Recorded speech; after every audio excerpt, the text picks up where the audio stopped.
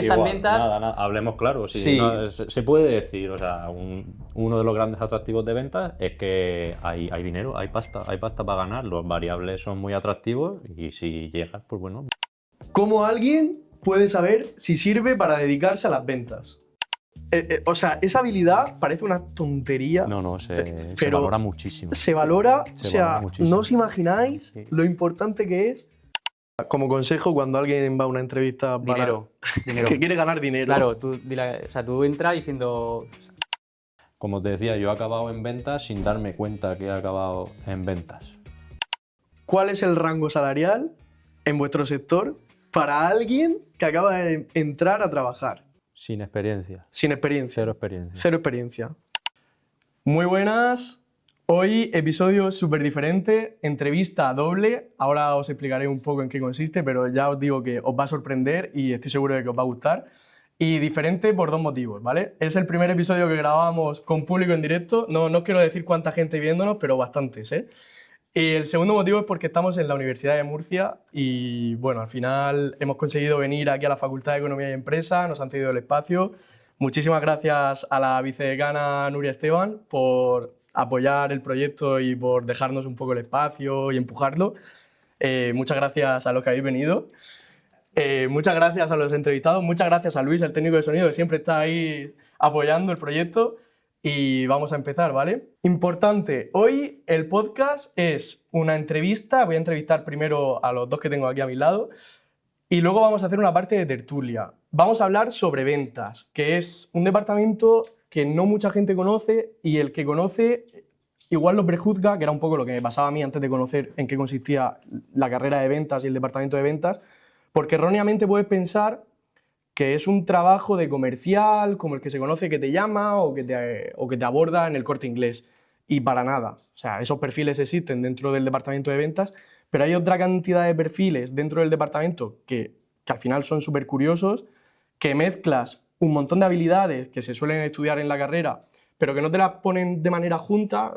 Pues eso, escucha activa, proactividad, análisis de datos, entender un poco cómo funcionan las finanzas.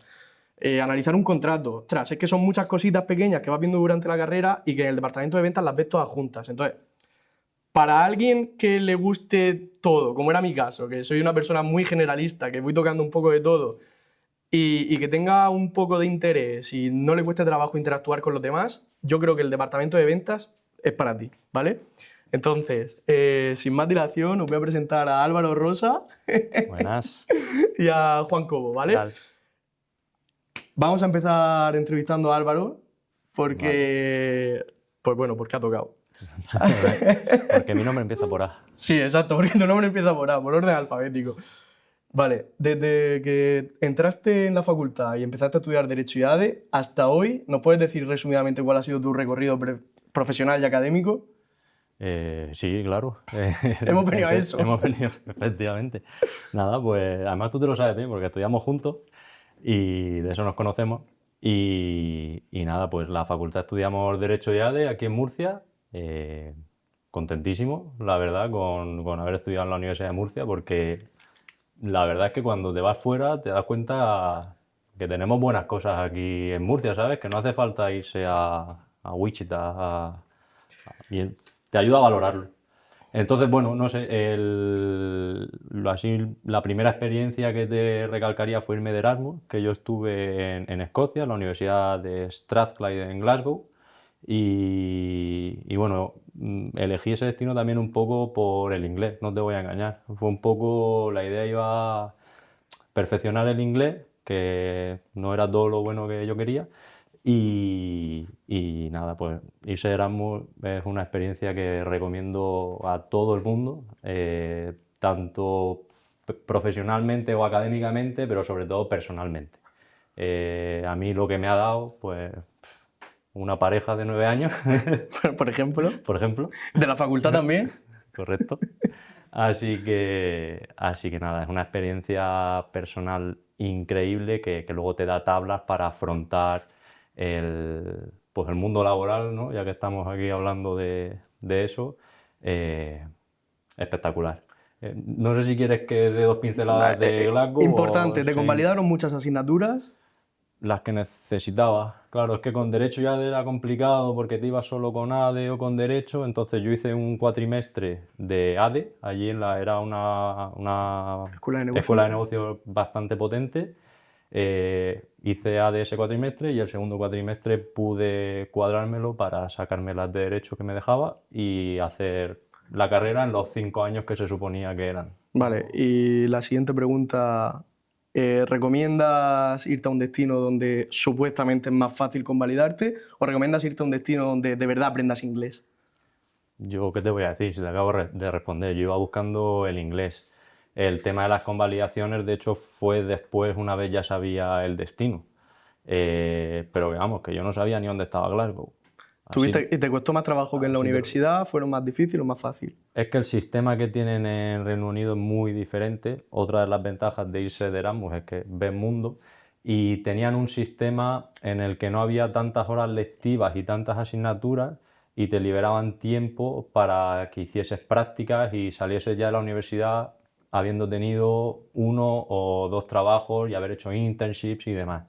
Entonces, a nivel académico no me costó a lo mejor tanto porque solo me tenía que centrar en 2 o 3 asignaturas, cuando aquí un cuatrimestre de Derecho y ADE, sabes tú que eran 8. Son más teóricas, sí. Vale, entonces, vuelves del Erasmus, terminas la carrera y ¿qué pasa?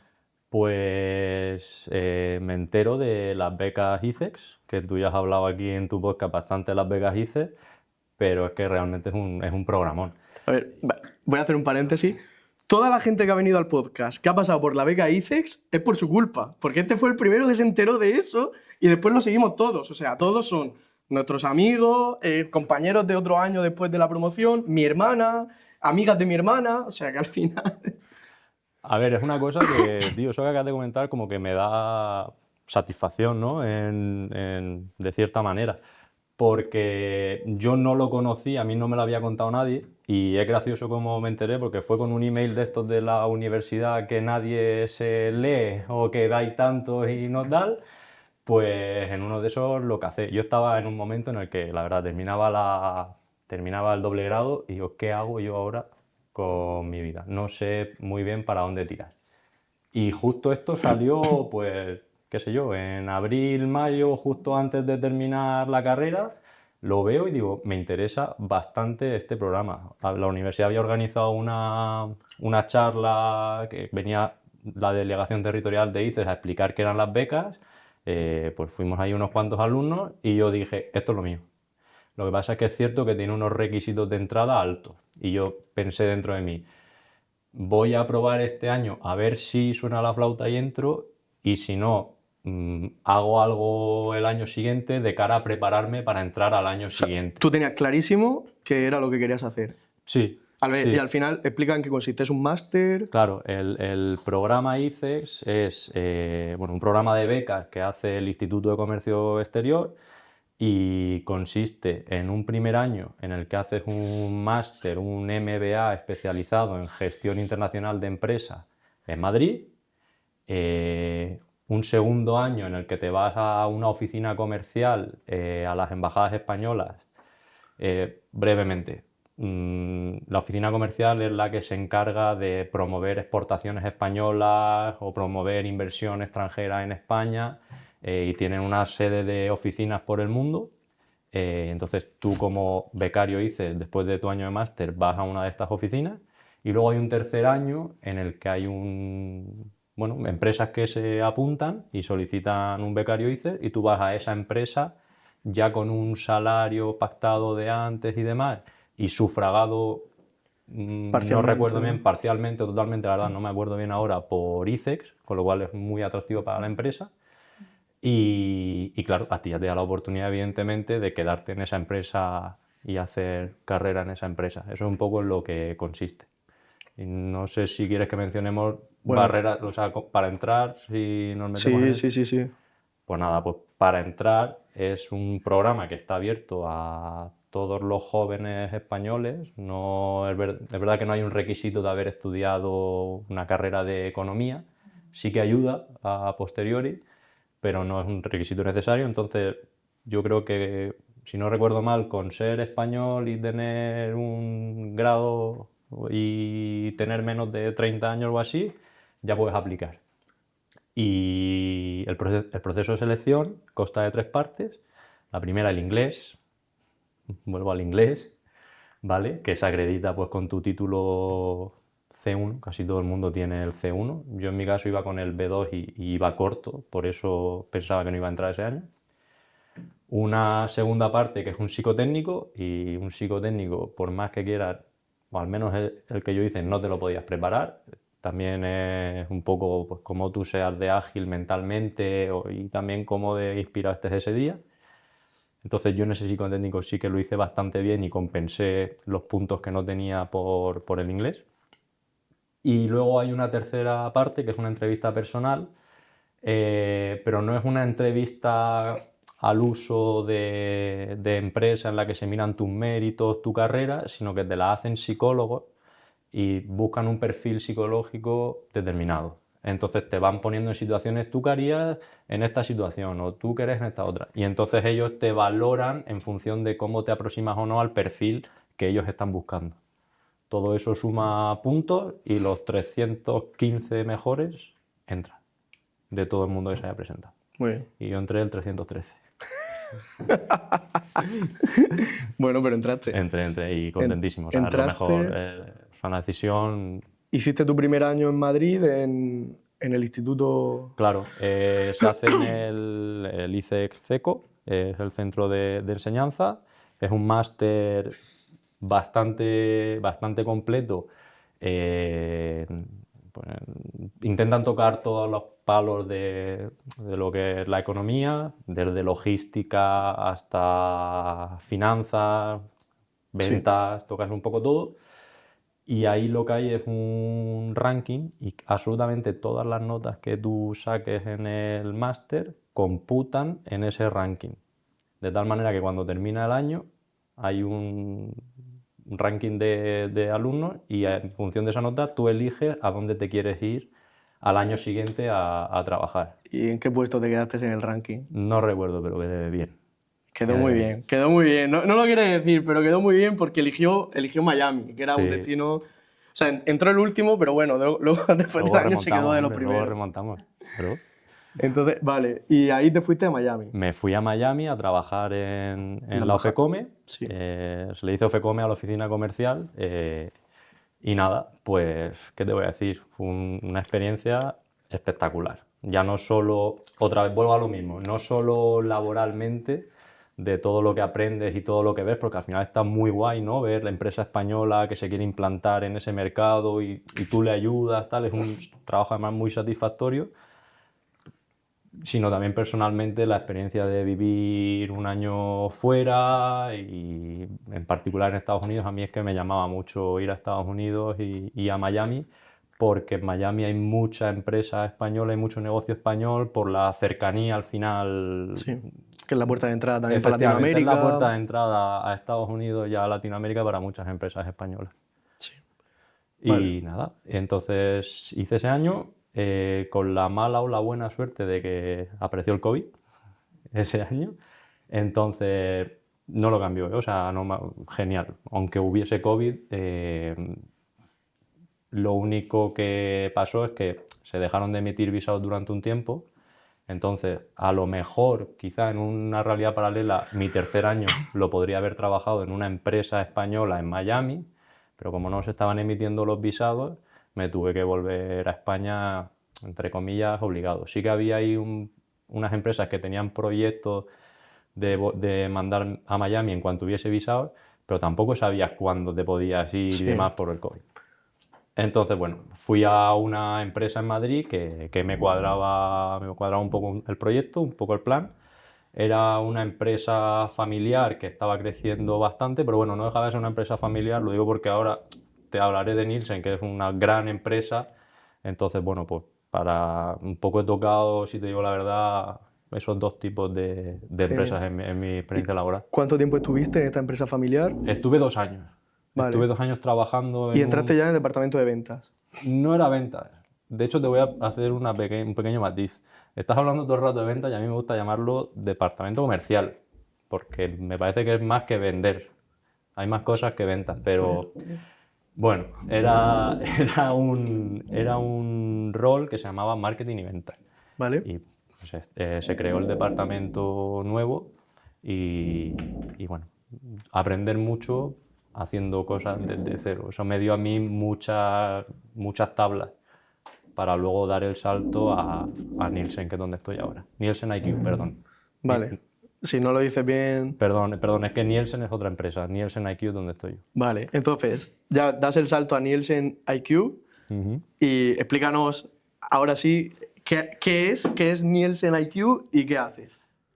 Pues que no se me enfade nadie lo primero, porque voy a intentar ser muy simple para Sí, sí, que sí, sí, se sí. entienda, Sí, pero sí, esto sí, es sí. mucho más complejo de lo que voy a decir. Vale. Entonces, Departamento de Comunicación y Marketing, por favor, perdonen las molestias. Nielsen IQ lo que hace es análisis de mercado, investigación de mercado, principalmente en la industria del gran consumo. Entonces, te voy a poner un ejemplo un poco absurdo, pero que lo vas a entender. Todo lo que pasa por caja en un supermercado, eso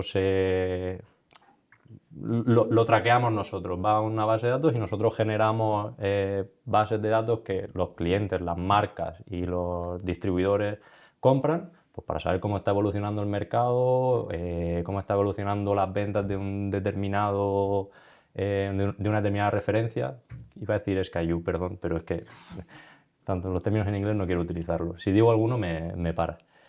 Entonces, bueno, al final se ha convertido un poco en el lenguaje común, lo hablábamos antes con Juan, entre distribuidor y fabricante, de lo que está pasando en el mercado. Vale, déjame que lo explique Vale. yo.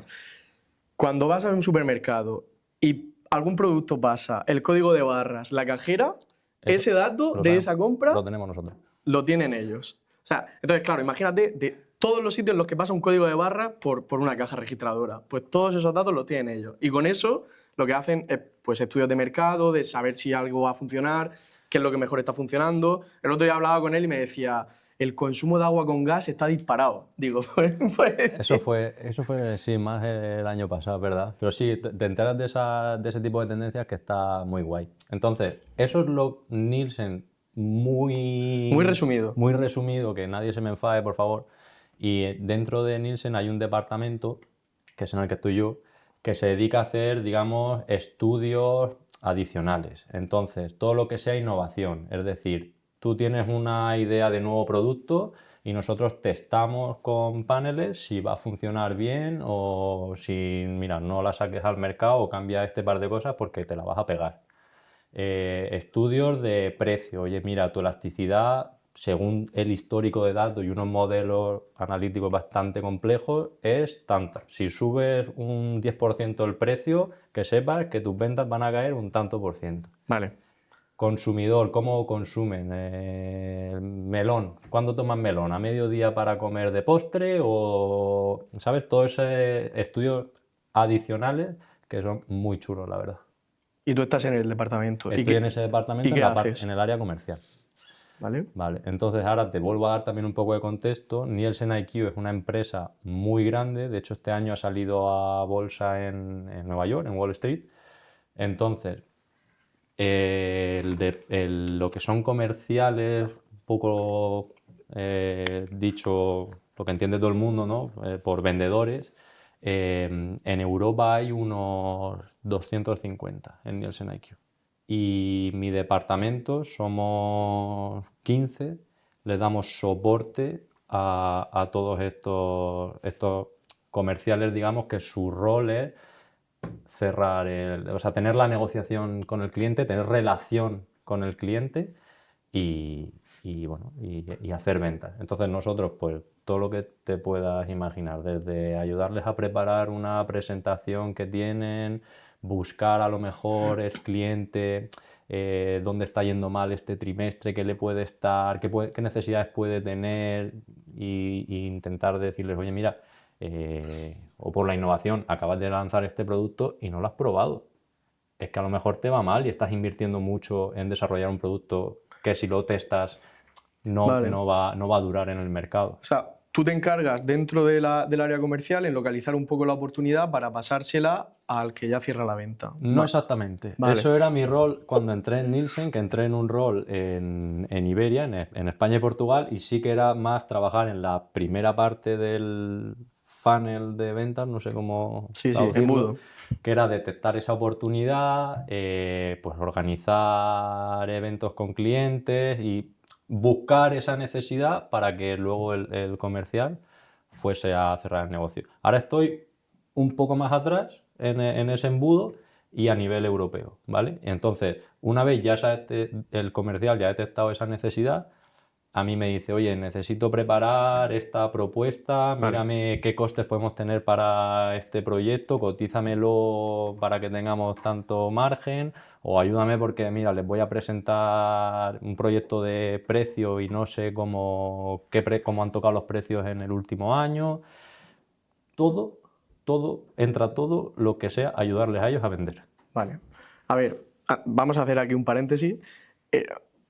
Cuando hablamos del funnel de ventas, que es que nosotros parece que hablamos otro idioma, lo que tenéis que entender por funnel de ventas es un embudo, ¿vale? Entonces, en la parte de arriba del embudo, donde entran más oportunidades, se llama captación.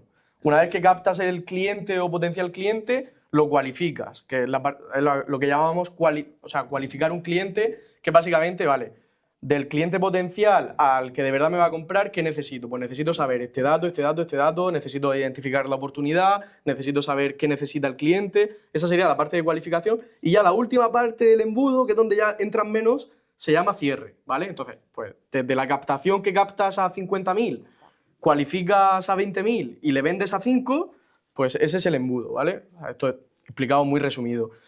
Álvaro lo que dice es que estaba en la primera parte de captación, que ayudaba en la parte de captación, y ahora están más en la parte de cualificación del embudo, ¿vale? Correcto. Y ayuda a los que cierran, que son los que están al final. Vale, correcto. Pues eso, así. Muy bien explicado, Juan. Sí, que me dedico a eso. Sí, la verdad es que hablas bien, ¿eh? A mí Sí, bueno, de vez en cuando.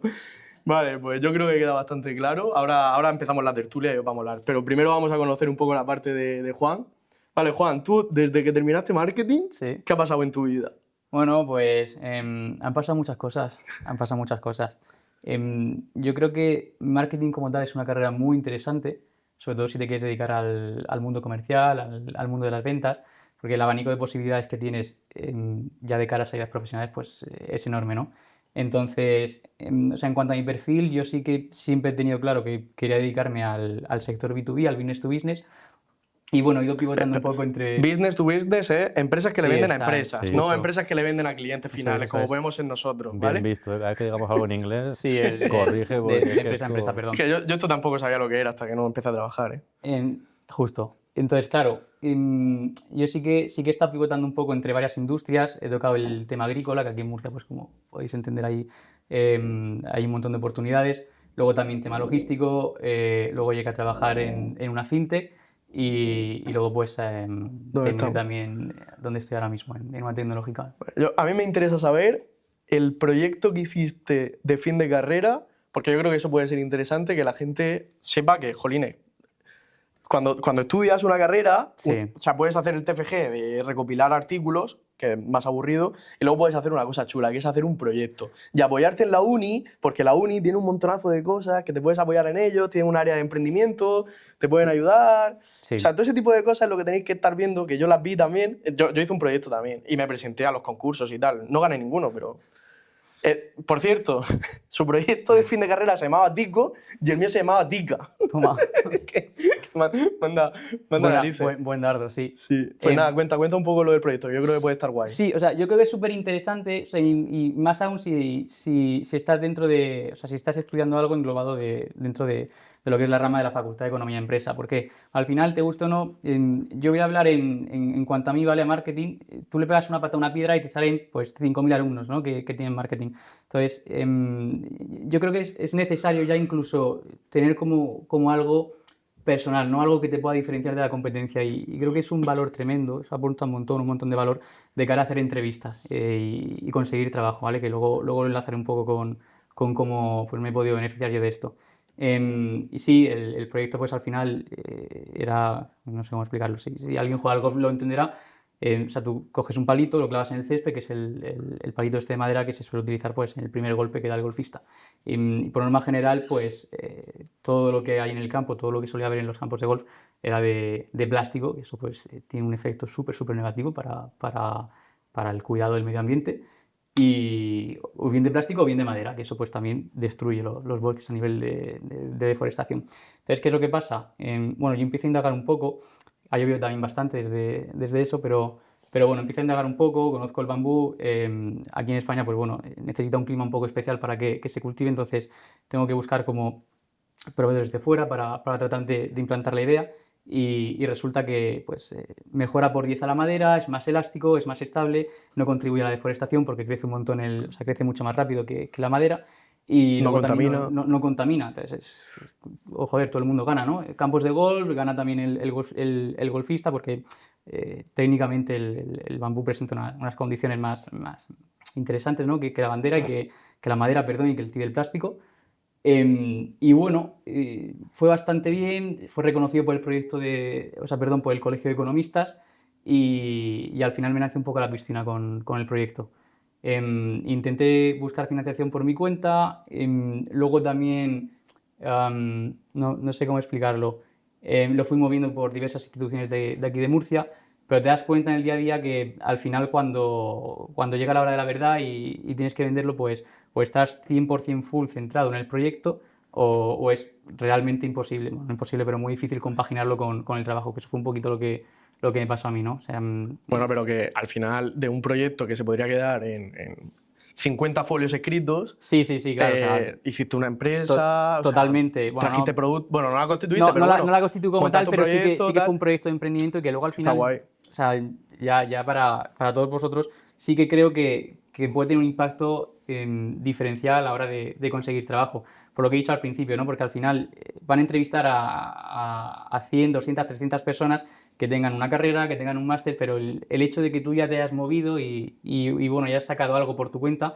dice mucho de ti, a nivel esfuerzo, a nivel actitud, a nivel pues creatividad también, ¿por qué no? Y te puede abrir más de una puerta. Genial. Y entonces ahí, estando con el proyecto y tal, te llaman de... Sí, esto también fue curioso porque me contactaron de una fintech. Esto fue, o sea, soy de bueno, la- una financiera que utiliza tecnología, finanzas, exacto. tecnología. Fintech es finanzas más Sí, o sea, tecnología. ellos lo que hacían era algo así como dar capital no dilutivo a e-commerce en crecimiento. Aquí pongo un poco en contexto, no se quedan con equity, simplemente financian el proyecto, le dan como gasolina, ¿no? Le dan pasta para que puedan Ya. vender. O sea, Ese es el que resumen. ese es el mejor resumen.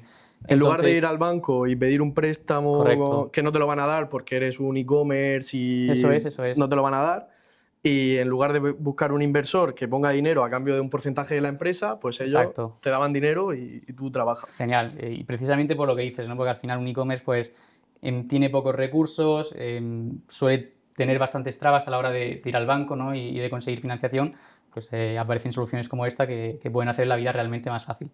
Y claro, ahí yo tengo un pequeño problema porque el background que tenía por aquel entonces no era tan financiero como el que tengo ahora y venía a estudiar marketing. Entonces, pues bueno, uno de los catalizadores para que yo al final pudiera conseguir el puesto fue el tema del proyecto.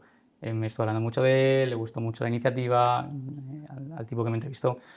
Y bueno, al final, pues entre unas cosas y otras conseguí quedarme con el puesto. O sea, quiero decir con esto que al final no tiene mucho que ver, ¿no? El hecho de que estudies marketing o una carrera que no está muy ligada con luego el puesto de trabajo o con la posición que vas a tener que ejecutar tú en esa empresa, siempre y cuando hagas cosas de por medio bueno, que puedan ayudarte a conseguirla, ¿no? Vale. Y termina tu etapa ahí y das Sí, el salto a donde estás ahora. claro, yo termino en Payfit, que bueno, es otra tecnológica, no tiene nada que ver con el mundo financiero. Ellos tienen una solución única para todo lo que es el tema laboral, ¿vale? Son asesores laboralistas y bueno, hay una solución tecnológica muy potente, sobre todo orientada a pymes, ¿no? Para pues, ser más eficientes, aumento de productividad y luego pues tener mucho más control en la oficina y no ser tan dependiente de la clásica gestoría, ¿no? A la hora de sacar data, de reportar. Pues es un filón muy bueno para las empresas. O sea, uno de los problemas que resuelve Payfit, que es donde está Juan, es que ahora mismo una empresa, si quiere contratar a alguien, pues tiene que coger el teléfono o enviarle un correo a su asesoría y decirle al asesor, quiero contratar a esta persona, estos son los datos. Pues de esta manera, con la herramienta que vende, en la que trabaja Juan, directamente es la empresa la que puede gestionar todas las altas de los trabajadores, puede saber, pues eso, tener un dashboard, de ver Sí, o todo. sea, un pequeño matiz, o sea, el alta sí que lo gestiona Payfit como tal, porque son los gestores laborales, pero todo lo que es el trámite lo automatizas. Exacto. Tienes un borrador de contrato, por ejemplo, las nóminas no las tienes que revisar, no tienes que mandarlas por correo, y o sea, es una solución muy, muy, muy potente y muy escalable. Vale. Entonces, ¿tú entras ahí con qué perfil? ¿O a qué rol? ¿O a qué puesto? Buena pregunta. Claro, yo salgo un poco de esta primera experiencia laboral, bueno, no primera experiencia, pero sí de las primeras, frustrado porque, claro, como he dicho, yo no tengo, o sea, yo no tengo ni idea prácticamente de finanzas. Entonces, el trato era, yo entro a trabajar y a cambio me formáis y me dais un poco pues bueno, me explicáis primeros pasos, conceptos básicos, etc. Lo que ocurre también aquí es que, claro, yo entré en 2021, 22, soy muy malo para las fechas, pero que fue en época casi post-COVID, ¿no? Donde, pues, lo que hemos comentado antes, tipos muy bajitos, que al final, de una forma u otra, pues hacen que haya más liquidez en el mercado. Si hay más liquidez en el mercado, pues propicia que ciertos vehículos de inversión como Venture Capital o Private Equity, que estoy en cristiano, pues gente que coge dinero de un lado y lo pone en otro para sacar una rentabilidad, pues puedan invertir en ciertas empresas con potencial, como por ejemplo estas tecnológicas. Y eso es lo que me ocurrió, ¿no? Al final yo entré dentro de ese aluvión de contratación, ¿no? Cuando alguien invierte en una empresa tecnológica y hay crecimiento, pues eso implica contratación. O sea, Ahora, digamos que yo entré dentro de esa oleada. hablaremos de eso, hablaremos de Sí, eso. y entonces, claro, sí que llega a tener también que comentamos antes del podcast un poco el síndrome del impostor, de esto no es lo mío, encima tampoco me estoy enterando muy bien de la película, o sea que creo que es fundamental que en el hipotético caso de que un alumno o alguien salga de la facultad y termine trabajando en una empresa que no tiene nada, absolutamente nada que ver con lo que ha estudiado, pues vaya buscando apoyo, pero apoyo desde el día cero, que tenga un proceso de onboarding, que esté el proceso de trabajo bien definido, porque si no, vale, eso va a ser una tortura y una muerte. Total, sí, eso, o sea, ese es buen apunte. Si llegáis a un sitio y creéis que necesitáis que os apoyen, en lugar de quemaros, pedir el apoyo. Si no os lo dan, ya os quemáis y os vais. Eso es. Pero antes de es que, Bien, bien. o sea, yo creo que hemos pasado todos por ahí. O sea, yo al menos, yo llegué a trabajar. No se me olvida. Me acuerdo que llevaba 2 semanas en la empresa y digo, yo me aburro aquí con esto, tal. Y me dicen, vale, pues para mañana haz una valoración de esta empresa, que es una pericial que hay que ir a defenderla al juzgado. Y yo, pero ¿y cómo se valora una empresa, tío? Y, esto como... Claro. y yo me acuerdo, sí, Google. sí. Claro, yo me acuerdo en YouTube buscando cómo valorar una empresa. Y viendo vídeos a las 10 de la noche diciendo, madre mía, esto, pero ¿cómo voy a defender yo esto? Si yo no sé ni lo que es un balance. Lo que pasó después fue que pedí ayuda. Pues esa es la historia. Algo parecido me pasó a mí, o sea, yo llegué al punto de tener que estar controlando en un Excel repagos de préstamos que dábamos a lo mejor a empresas en el extranjero de millones de libras. Llega un punto en el que digo, macho, ¿Cómo ya se es que borra el en Excel? cuanto se borra el Excel o se borra una coma o un cero la tienes ya. Entonces, no sé, al final era algo con lo que no me sentía muy cómodo. Y luego, ya ligándolo un poco a la última experiencia laboral, a mí me vende muy bien el proyecto de Payfit y con razón, es tremendo, y decido dar el salto. O sea, de nuevo, pues misma situación, ¿no? El mismo panorama. No controlo mucho del sector, pero ¿cuál es la diferencia? O sea, pues muy sencillo, ¿no? Que aquí sí que hay un proceso de onboarding súper estructurado. O sea, yo entro, tengo unas pautas bien definidas, tengo recursos, sé lo que tengo que hacer, sé lo que no tengo que hacer, y, o sea, y lo mejor es que sé cómo ejecutar el trabajo, ¿vale? Porque hay una guidance, ¿no? O sea, unas pautas como Sí. para enseñarte, quiero decir. Y si las cumples, pues hay un plan de carrera, tienes una proyección Correcto, dentro de la hay empresa. Career Path, hay también pues, diferentes, o sea, te explican cómo te puedes mover dentro de la empresa y el panorama es muy distinto, muy, muy, muy distinto. ¿Y cuál fue el rol con el que entraste? Yo entré como Sales Development, que eso lo ha explicado antes muy bien Álvaro. Al final, o sea, un departamento comercial se divide en la parte alta del funnel, en la mid-part y luego en la parte baja o cierre. Entonces, el Sales Development lo que trata de hacer es intentar cualificar al máximo los leads, detectar oportunidad de negocio en los mercados y luego, pues, en el caso de que pues hayas tenido una llamada, una reunión, un correo con alguna empresa o sea, y hayas detectado tú una problemática, pues agendar una reunión para que otro compañero trate de explicar de la mejor manera posible cómo abordarla, ¿no? Vale. Y de ahí, ¿cómo evolucionó tu carrera dentro de Payfit? Es buena pregunta también. Esa no se la han preparado, ¿eh? No.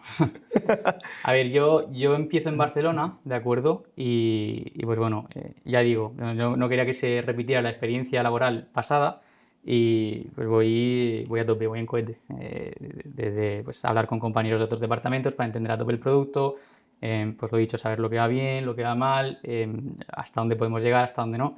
Y bueno, voy creciendo poquito a poco. Y yo creo que también tengo la suerte de tener a muy buenos compañeros. O sea, y esto no lo digo por quedar bien, sino porque es la realidad. O sea, al final piensa que está un poco como en el Madrid de los Galácticos, que esto también creo que lo llegamos a comentar alguna vez. Es gente que tiene muy buena cabeza, gente que tiene una capacidad analítica tremenda, gente que sabe encontrar soluciones a problemas en cuestión de minutos. Y eso es muy positivo de cara a ir nutriéndote tú como profesional, ¿no? A coger un montón de tablas, a coger también calle, ¿no? Sí. Y sobre todo a ganar un montón de experiencia. Entonces al final eso hace que poquito a poco pues vayas posicionándote en la empresa y cumpliendo con los objetivos que te mandan. ¿Y ahora qué haces en tu día a día dentro de tu rol?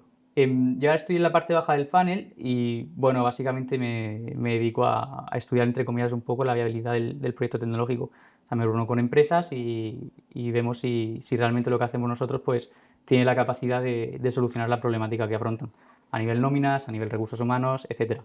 Que todo va bien, pues ya se trata de negociar con el cliente, se llega a un acuerdo en precio, bueno, se establecen pues las pautas, ¿no? La implantación, etcétera. Y luego mi trabajo termina en el momento en el que el cliente firma el contrato y pasa el proceso de onboarding, es decir, ya empiezan con la implantación de la plataforma, etcétera, etcétera.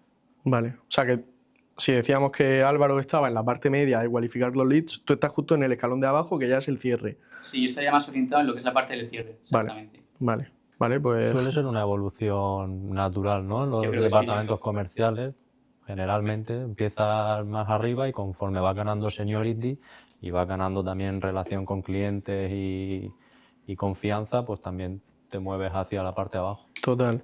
Vale, pregunta importante. ¿Cómo alguien puede saber si sirve para dedicarse a las ventas? ¿Le das tú, Álvaro? Que me estás haciendo esta pregunta y no lo he mencionado antes, pero yo estoy así pues eso, relacionado con ventas comercial y he acabado en este rol sin darme cuenta, prácticamente. ¿Sabes lo que te quiero decir? No, yo no estaba en el ICER o en la carrera diciendo yo me voy a dedicar a las ventas porque se gana mucho dinero, que es lo habitual. Seamos claros, en ventas se gana bien. No, yo he acabado así un poco porque las circunstancias se han dado. Entonces, sí que te puedo hablar desde ahora estar aquí, sí que veo unos aspectos básicos que creo que son necesarios tener. Lo primero, lo hemos comentado antes también, tienes que saber pues bueno, manejar bien la presión y trabajar por objetivos y manejar muy bien el no. Es decir, cuando te dan un sí, es un subidón y eres el jefe, pero para conseguir un sí ha habido 100 noes antes. Entonces tienes que manejar muy bien ese rechazo. Tengo un amigo que siempre dice, hoy voy a ganarme 100 nos. Digo, tío, ¿cómo afrontas tú tus mañanas así? Es un poco, voy a por 100 nos. Es complicado, es fastidiado de manejar eso. Y bueno, luego hay otra parte más psicológica, digamos, tú también lo has mencionado al empezar el podcast, escucha activa, empatía, o sea, olvidémonos de ese cliché de vendedor, tiburón comercial, sino no. Soy entre comillas, un amigo que entiendo tus necesidades, entiendo qué te puede faltar y si yo te lo puedo proveer, esto es un win-win para todos. O sea, yo ahí haría un paréntesis. Hay que entender muy bien que lo que decíamos antes, la diferencia entre B2B y B2C es esa, justo, ¿vale? B2B es venderle a empresas. Entonces, una empresa te compra por lógica. O sea, por lógica de que aplican la lógica de, vale, este problema se resuelve con esta solución que me está dando cualquiera de los dos. Entonces, siempre en las empresas se suele decir que compran por lógica.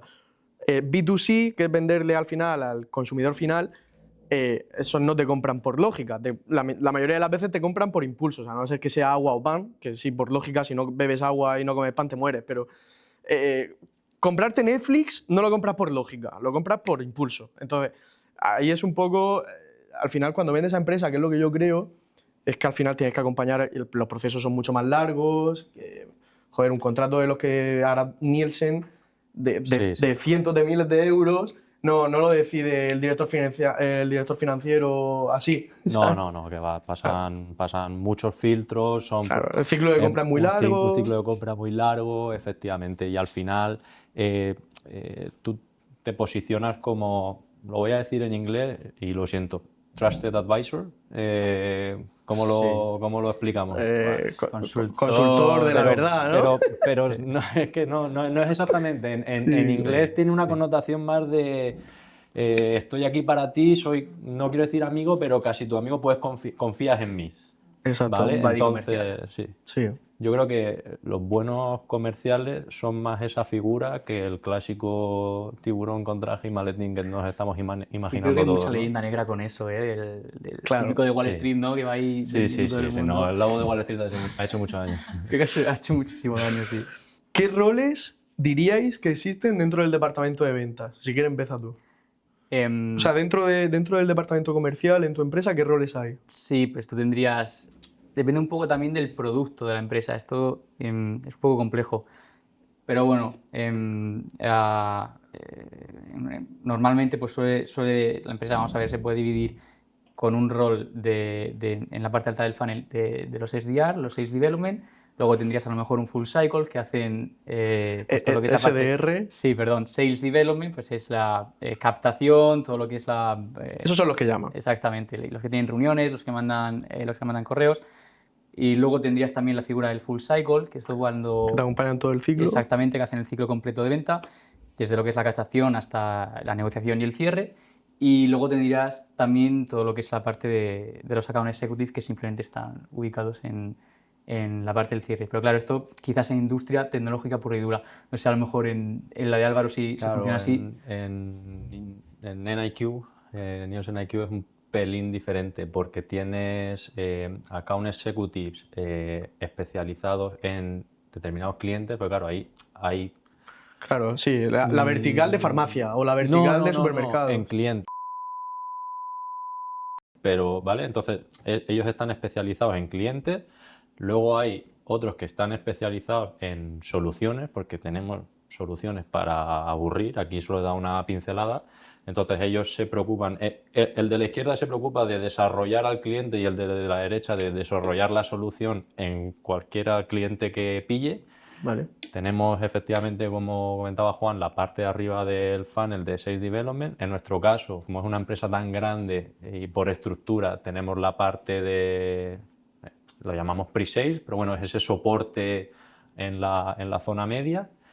Y luego también, no lo hemos comentado, pero parece que todo termina cuando firmas el contrato y ya pasa al equipo de delivery, ¿no? De los que entregan el servicio, pero esos tienen una labor también importante de detectar oportunidades y volver a mandar al embudo, la parte de arriba, oportunidades. Que hagan Y el de upselling y todo. De hecho, en Nielsen IQ, los account executives, es que no quiero hablar en inglés, pero Sí, los de las cuentas. Ejecutivo de cuentas también. suelen ser gente muy senior que llevan muchos años en la empresa y la mayoría de veces estaban haciendo los proyectos, entregándolos y por su también conocimiento y relación con el cliente se han ido a un rol en ventas. Sí, Eso es también pasa bastante. Súper positivo. Claro, al final en ventas, para bien o para mal, pues conoces muy bien el producto, ¿sabes? Lo que funciona, lo que no. Y yo creo que eso te permite moverte muy bien también dentro de la empresa, tanto a nivel vertical como incluso horizontalmente. Yo conozco a gente que ha dado el salto a operaciones partiendo de rol de ventas y luego gente con muy buena cabeza para el tema financiero que ha decidido saltar a la pata contable o sí, a la pata financiera. Genial.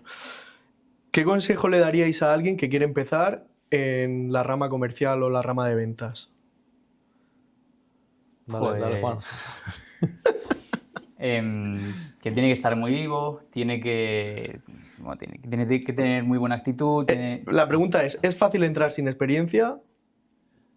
Depende de la empresa, depende también un poco del background que tengas. O sea, vamos a ver, si tú sales de la universidad, por ejemplo, estudias AD, marketing, finanzas y te quieres dedicar al tema ventas, yo optaría por empezar quizás dentro de puestos que no tengan una responsabilidad excesiva, ¿no? Que sea más o menos, pues, oye, detectar oportunidad, lo que comentaba Álvaro, parte o sea, la parte alta del funnel, y, sin experiencia puede ser, pero tienes que hacer muy bien la entrevista. Cosas que suman, por ejemplo, pues tener muy buenas notas, con el que la persona vea que te has esforzado, que cuando las cosas se van a poner feas, pues vas a remar contra viento y marea. El tener proyectos personales también te puede ayudar un montón. Eso es algo que habla muy bien de la actitud del alumno y que sobre todo está súper bien valorado en determinadas empresas. Y bueno, ya si durante las entrevistas o las fases de las entrevistas pues demuestras buena actitud, luego también haces buenas preguntas a las personas que te estén entrevistando, desde el director comercial hasta el CEO, recursos humanos, pues va sumando y yo creo que Vale. si lo haces bien puedes tener muchas papeletas de que te contraten. Totalmente de acuerdo. Nada que añadir, Nada ¿no? que añadir. O sea, sí que es más fácil, evidentemente, empezar con poca experiencia en un puesto tipo SDR, y a partir de ahí ir creciendo en la empresa. Y súper importante, actitud, proactividad. Sí. A ver, por resumirlo, ¿vale? Si has terminado la carrera, no tienes experiencia y quieres empezar a trabajar en el mundillo de las ventas, como recomendación, si no me corregís, es empezar como SDR. O sea, si lo busquéis en LinkedIn, S de Sevilla, D de Dinamarca, R de Ramón. Eso es lo que tenéis que buscar. ¿Por qué? Porque lo que dice Juan, el puesto no es de excesiva responsabilidad, te va a curtir un montón. ¿Y qué es lo que vas a hacer en el puesto? Pues depende de la empresa. En algunas empresas será descolgar el teléfono y buscar oportunidades, en otras será que te den una base de datos. Todos estos son los potenciales clientes que tenemos en la empresa que no se les ha contactado, llamarlos, contactarles, preguntarles y empezar por ahí. O sea, al final es eso, es ir acotando un poco, o sea, vamos. Bien, no, a tope. Sales Development Representative Exacto. es lo que significa SDR y además, ya por seguir con las siglas, vas a saber mucho de CRM. Client Relationship Management, ¿cómo es? Algo así. Sí. El programa. El programa informático, programa. ¿vale?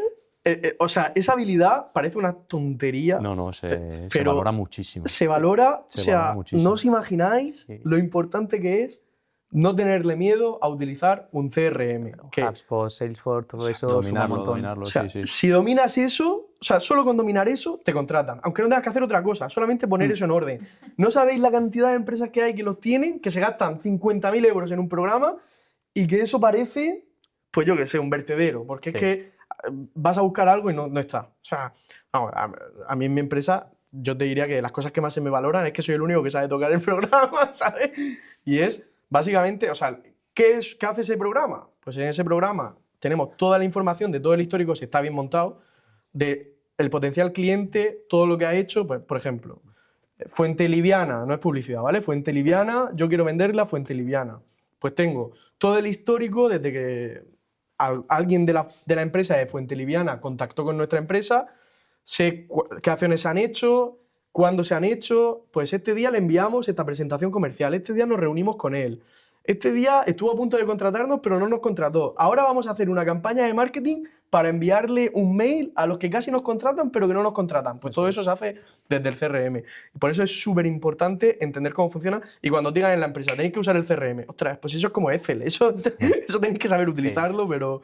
Pero ahora que te añado, ya que hemos hablado CRM, también enlaza un poco con el rol del famoso SDR o como lo quieras llamar, manejar la famosa pipeline, otra palabra en inglés. Sí. Que, pues para traducirlo te diría que es básicamente pues, el listado de oportunidades que tienes activas, siendo Sí. un poco Exacto, burdo. la lista. Y eso es misa, eso que esté, por lo menos en las empresas en las que yo he estado, que esté súper bien actualizado porque es con lo que la dirección hace estimaciones de cómo va a ir Claro. el mes, el trimestre, el año, etcétera.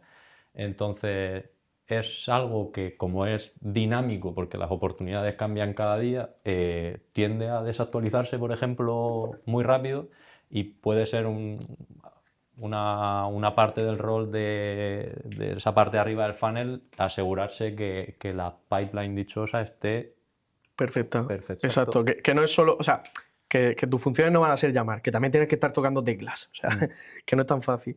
¿Recomendáis hacer un máster antes de empezar o una vez que ya empiezas a coger rodaje y te apetece?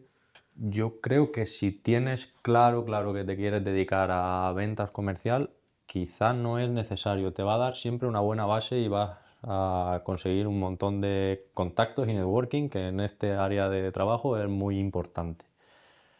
Pero si sabes que vas a eso, quizá yo me esperaba a tener algo de experiencia y hacer un máster más enfocado a perfiles senior, no sé cómo pero- Sí, decirlo. o a un proceso comercial en concreto y Sí, no tan yo te genérico. digo esto y yo he hecho un máster y estoy contentísimo de hacer mi máster, pero como te decía, yo he acabado en ventas sin darme cuenta que he acabado en ventas. Sí. O sea, yo creo que también, aparte de los máster típicos de comerciales, puede ser un muy buen complemento, a raíz de lo que comentábamos antes, un máster bueno de análisis de datos. O sea, entender cómo funciona el dato, yo lo hice y no me arrepiento para nada, porque es eso, a la hora de afrontar una base de datos, saber por dónde cogerla, te da una ventaja diferencial del resto de comerciales que no tienen ni idea, que está muy bien. Sí, yo lo veo súper necesario también. O sea, creo que habilidades como la escucha activa, el tener pensamiento crítico está genial, pero luego tienes que saber llevarte muy bien con los números y saber lo que significan, interpretarlos y utilizarlos a tu favor, ¿no? Por ejemplo, que tú estés en un departamento comercial y no tengas ni idea de tasa de conversión o de cuánto tiempo se tarda en generar una reunión y cuánto tiempo pasa esa reunión en convertirse en cliente, juega muy a tu contra. Porque cuando las cosas se pongan feas, vas a perder el foco, no vas a saber por dónde tirar y eso te da una ventaja competitiva muy, muy grande. Es que eso es otra. O sea, que en ventas nos pensamos que, bueno, tal, esto es vender, no es vender. Bueno, la cantidad de métricas y ratios que Sí, hay. te puedes tirar un año entero hablando de...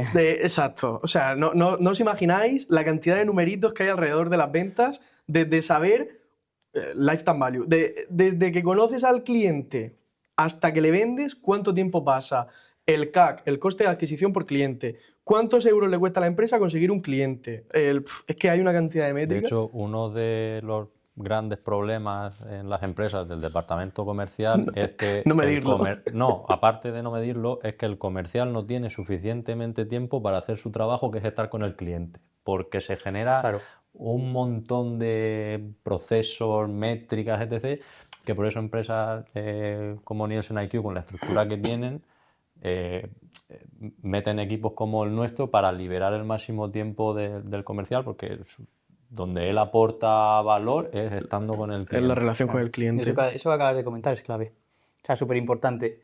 Y, o sea, si lo extrapolas un poco a mi sector, o sea, yo creo que es muy importante también entender a nivel números qué cliente te renta más firmar, ¿no? ¿A qué me refiero con eso? Porque, o sea, no es lo mismo un cliente que te genere 1000 de MRR, Monthly Recurring Revenue, que es la mensualidad, ¿no? Lo que te deja al mes, ya Bien, está. bien. Lo que te paga el mes. Exactamente, lo que te paga al mes. No es lo mismo un cliente que te deje 1000 que a lo mejor 4 que te dejen 250, ¿vale? Ahí ya estamos hablando del mismo revenue, pero quizás para el cliente de 1000 pues necesitas a 3, 4, 5 personas en el back office dando soporte. Sin embargo, para estos 4 clientes de un ticket medio de 250 cada uno, una sola persona te lo puede hacer. Entonces, a mismo revenue, el primero tiene más coste y el segundo escenario tendría menos. Entonces, el margen bruto cambia por completo. Y, o sea, eso es algo a mi vista que puede marcar la diferencia, sobre todo en tecnológicas que están empezando, pues saber si la vas a sacar del estadio o si en unos años te vas a la quiebra. Exacto. Vale. Pregunta controvertida y quiero que os mojéis, ¿eh? ¿Cuál es el rango salarial en vuestro sector para alguien que acaba de entrar a trabajar? O sea, ¿cuánto cobra? Sin experiencia, Sin experiencia. cero experiencia. Cero experiencia. 30.000, Vale. 35.000, 30.000. ¿Vale? ¿Pero eso sin de fijo o sin con el experiencia. objetivo No, también? eso, a ver, también tienes que explicar que, o sea, cuando tú entras a un departamento comercial, tu salario no es fijo, o en la mayoría de los casos no suele ser fijo, tienes siempre un componente variable, que puede ir del 10, 20, 30%, más o menos se suele mover en ese rango, ya digo, depende un poco de la empresa también, Vale. de un montón de cosas. Contando el variable, porque se presupone que vas a llegar al variable, y esto es muy importante también, de hecho, en el caso de que queráis optar por entrar a una empresa dentro de un puesto comercial, es lo primero que tenéis que decir en una entrevista, o sea, tenéis que ir a por el dinero. Esa es la realidad. Al final, que tú imagínate que al final te contrata la empresa y no consigues el variable. O sea, le estás diciendo indirectamente al tipo que sea o sea, que esa asignación del capital está siendo ineficiente, porque ha reservado una partida presupuestaria para pagártela, tío. O sea, podría estar haciendo cualquier otra cosa con ese dinero. Entonces, eso a nivel de eficiencia económica, pues no es bueno. O sea, como consejo, cuando alguien va a una entrevista para... Dinero. que quiere ganar dinero. Claro, o sea, tú entras diciendo... A ver, vamos a ver, si eres, Yo si eres quiero junior, que ganemos dinero los sí, dos. pero si eres junior, evidentemente, prioriza también la experiencia, el querer hacerte hueco dentro de la empresa, el crecer, el proyectarte con ellos y dinero. O sea, yo vengo a ganarme mi variable y ganar pasta y embolsarme los bolsillos. Es la realidad, o sea, no sé cómo lo ves tú, Álvaro. Nadie está en igual, ventas. Nada, hablemos claro. Sí, Sí. no, se puede decir, o sea, uno de los grandes atractivos de ventas es que hay dinero, hay pasta para ganar. Los variables son muy atractivos y si llegas, pues bueno, pues está bien. El fijo suele ser justo, pero donde te sale del estado efectivamente es con el variable y además, cuanto más hagas, más variable. Eso es una Exacto, maravilla. Eso exacto. es una motivación. Sí. Que no se te acaban nunca las ganas de trabajar, ¿no? Claro. Bueno, pues Es genial. cierto, sí. Vale, y ya por ir terminando, ¿cómo es trabajar por objetivos? Porque claro, la parte chula la cara chula de la moneda es esa, que puedes ganar mucho dinero, pero vale, cuando las cosas se aprietan, ¿cómo es trabajar por objetivos? Hombre, hay tensión, hay que saber manejar la presión. Hoy se está grabando el podcast, es el último día del mes. La hemos liado. O sea, Sabemos que es un fallo de novatos, total. Sí. yo venía en el coche y en Manos Libres tenía al director comercial y a mi jefe cerrando facturas, emitiendo facturas para llegar al objetivo, que es lo que estamos diciendo. Último día del mes en un departamento comercial, locura absoluta porque hay que cerrar el mes. Así que aquí estamos los tres, el último día del mes. ¿Cuántas llamadas has hecho hoy? Nada, no he comido. ¿Cómo es trabajar por objetivos? Es estresante. Pero a la vez gratificante cuando los consigues. Sí. Muy gratificante. O sea, lo hecho, esa sensación es... ¡wow!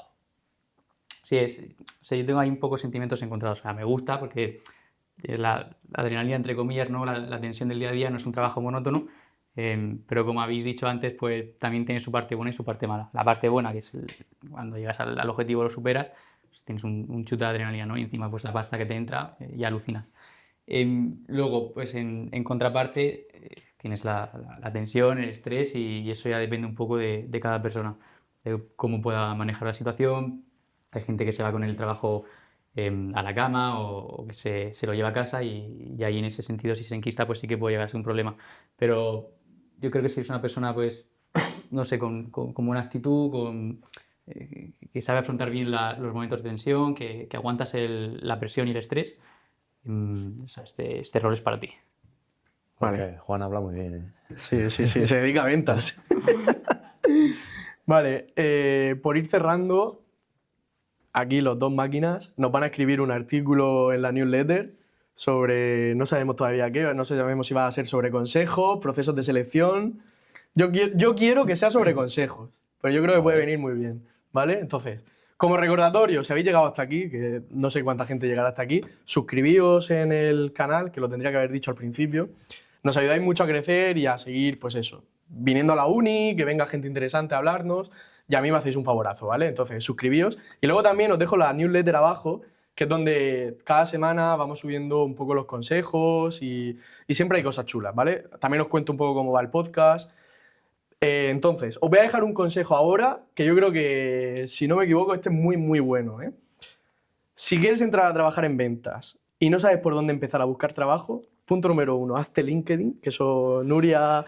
Yo tengo LinkedIn porque aquí la vicedecana me dijo en el 2018, que lo he visto, que me hiciera LinkedIn, ¿Vale? Punto número 1, hazte LinkedIn. Y punto número 2, entérate por LinkedIn, que siempre suele salir, por Twitter o por la prensa, qué empresas han levantado financiación. Siempre está el típico artículo en LinkedIn, en prensa, en Twitter, que te habla, vale, pues estas son las 5 empresas que han levantado financiación en España este mes. El mes que viene habrá otras 5.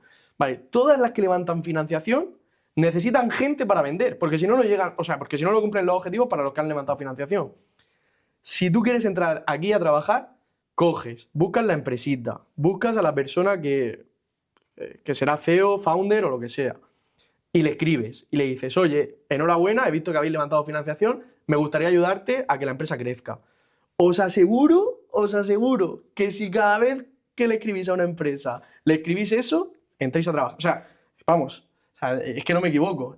Estoy Vas bien. 100% seguro. O sea, Sí. mi hermana, su primer trabajo fue así. O sea, yo se lo dije, lo siguió. La tercera empresa a la que escribió al CEO, pues eso. No habían abierto todavía ni el proceso de selección y ya tenía una persona dándole la enhorabuena por LinkedIn y preguntándole si necesitaban a alguien para su rol. Demuestras, lo hemos hablado, proactividad, Claro, que desparpajo, esa serie de características que estás en el mundo, que te enteras. Exacto. Claro, o sea, es que a la empresa no le ha dado tiempo todavía a hacer el proceso de selección. O sea, a la empresa no le ha dado tiempo a contratar al de recursos humanos que va a montar el proceso de selección para buscarte a ti. O sea, y tú ya te estás adelantando y le estás diciendo, tío, que estoy aquí. ¿Cuándo empezamos? O sea, que ese consejo, yo por desgracia llegué tarde, pero es de las típicas cosas que te enteras tarde, pero cuando lo pones en práctica ves que funciona. Entonces, seguidlo porque si a alguno le funciona, que luego me lo ponga aquí en comentario y que me dé las gracias, por lo menos.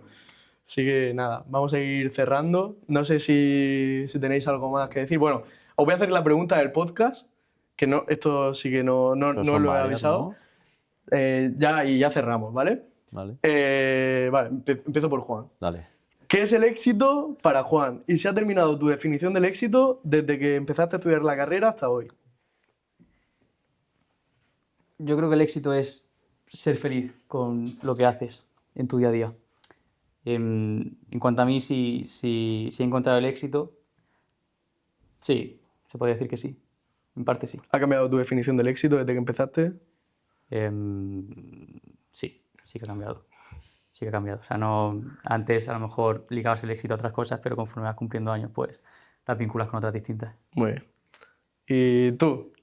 Su respuesta tengo ganas. Tienes ganas, ¿eh? No, me gusta mucho la respuesta de Juan, porque, tío, yo que soy amigo tuyo y fiel suscriptor del podcast, haces esta pregunta y creo que a lo mejor está un poco mal hecha o Yo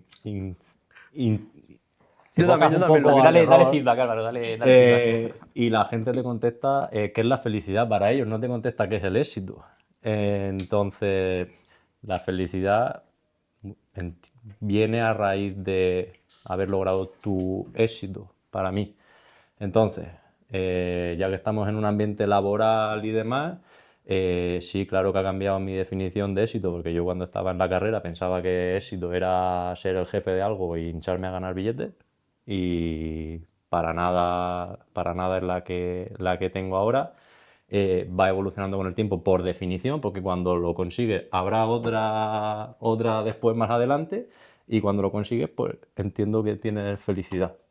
Ahora mismo, pues mira, si me preguntas así a nivel laboral, creo que ser una inspiración para bueno, la gente con la que trabajo sería tener éxito. Muy bien, muy bien. Pues ¿Te ha nada, gustado? sí, me ha gustado, me ha gustado. Me ha gustado. Las preguntas cortas no las voy a hacer, porque si no nos tiramos Bueno, aquí un me las día. había preparado, tío. ¿Sí? Sí. Bueno, ¿alguna que quieras que te haga? ¿Cuál? Os hago una cada uno, ¿vale? Venga, tírale. Vale, un lugar que siempre te inspira. No, esa a mí no me la hagas. Vale, pues te la hago a ti. En mi pueblo, ¿Cuál? Alquife, Perfecto. No sé dónde está. Granada. Ah, vale. Y a ti, una persona que admiras. Tengo varias. A ver, no, Pregunta tío. rápida, tío, Va, venga. tío, rápidamente. Evidentemente, mis padres y mi novia los admiro, evidentemente. Pero ya que estamos aquí en el mundo corporativo y laboral, sí que he tenido la suerte de haber trabajado con 2 jefas durante mi trayectoria laboral, que las admiro por su estilo de liderazgo, de liderar con el ejemplo y convertirse en una persona que a ti te apetece seguirle, más que liderar imponiendo. Y con esto lo que quería decirte, la moraleja detrás de todo esto, es que al final, sí, yo admiro a Pau Gasol por lo que ha conseguido, pero que en el día a día, en nuestro día a día, hay gente muy, muy buena de la que aprender y mejorar. Joder, pues nada, lo dejamos aquí. Yo creo que ha quedado bastante emotivo ya el cierre y todo. O sea que no vamos a forzar más la máquina. De verdad que muchas gracias, ¿eh? Muchas gracias por estar aquí, por seguir el podcast y nada, de nuevo gracias a la uni. ¿Sabes? Pues, sí. Muchas gracias. Nos vemos en la cárcel. Un abrazo.